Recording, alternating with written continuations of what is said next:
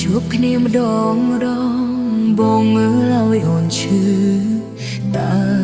មើលអូនក្នុងនៃអ្វី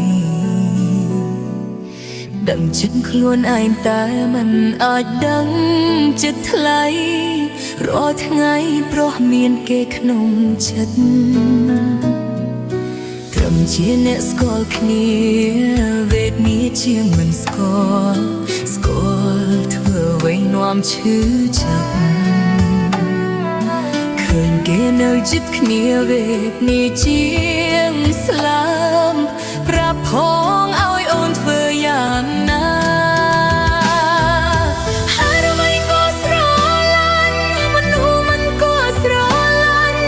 ចោះចាញ់ហើយចិត្តគ្មានហេតុផលហើយអ្វីក៏ស្រឡាញ់មនុស្សតែមិនអាចផ្ដល់ត្រៀមខ្វល់សាភាពក៏មិនបានត្រឹមប៉ុណ្ណឹងបានទេតនេអាចជាជែក message ផ្ញើសួរសុខទុក្ខត្រឹមយកចិត្តទុកដាក់ចង់ដឹងបងបានសុខទម្រាំអូនអាចកាត់ចិត្តបាន